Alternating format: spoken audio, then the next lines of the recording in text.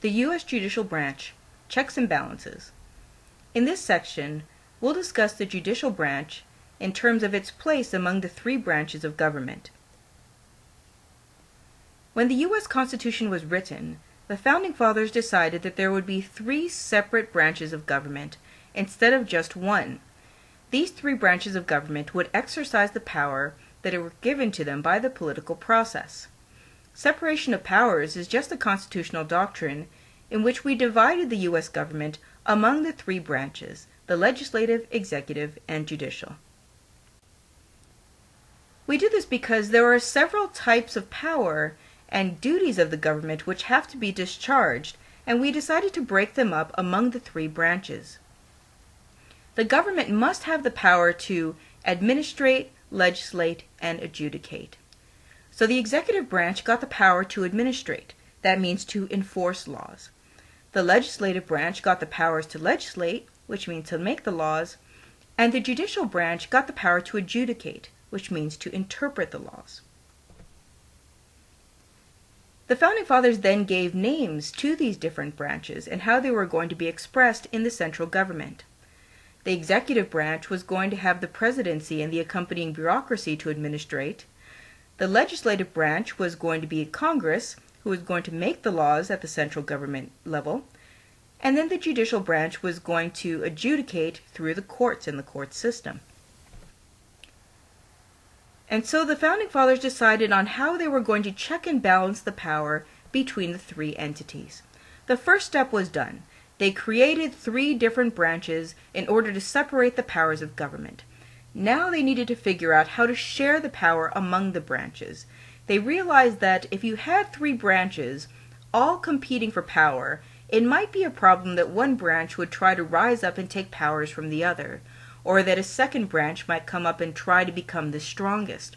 And so the idea of checks and balances is the constitutional doctrine in which each of the branches of government was going to share power and at the same time have some of their powers which are allocated to them have the ability to check the powers and limit the actions of another branch. Let's look at a couple of examples of these.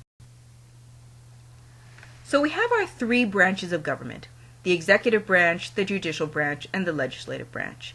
And each of these branches was going to be allocated a certain amount of different types of powers. Those powers would be used to keep each other in check as well as to carry on the functions of their particular branch. For example, the legislative branch has the power to make laws. That is one of the powers which is allocated to them under the Constitution. However, the executive branch has been allocated the power to veto laws.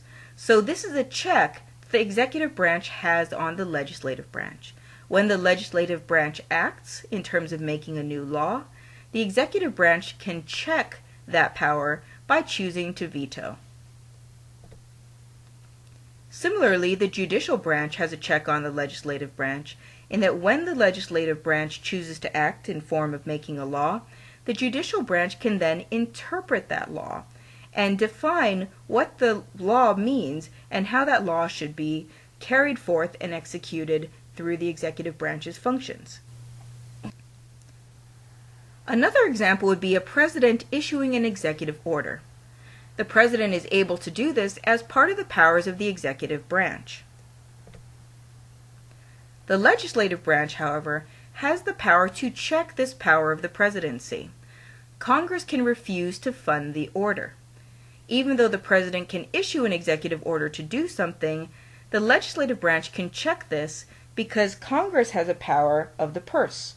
That means that Congress is the one who decides where the money goes and how the money is spent in the government.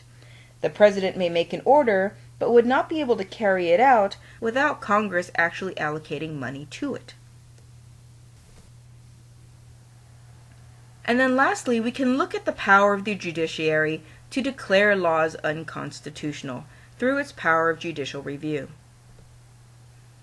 The executive branch has a check on the judicial branch in that it's the executive branch that actually appoints the judges to the federal bench in the first place.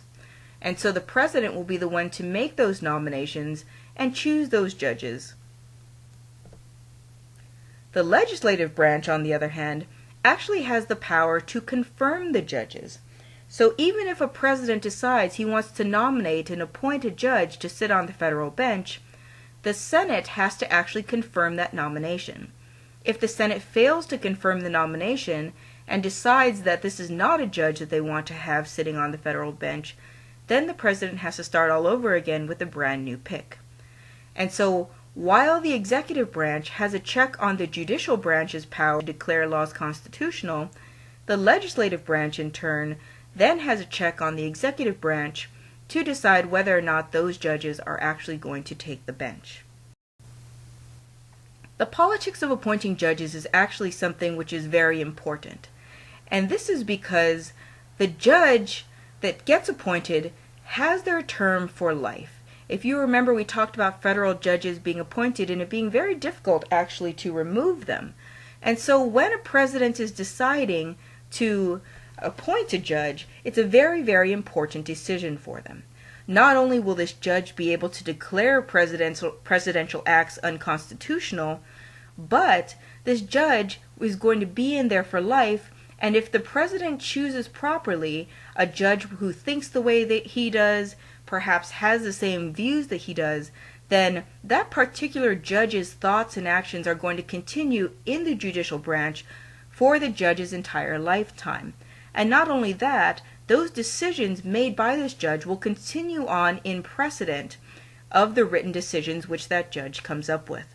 So it's very important to a president in terms of who they're going to nominate to become the next members of the judicial branch.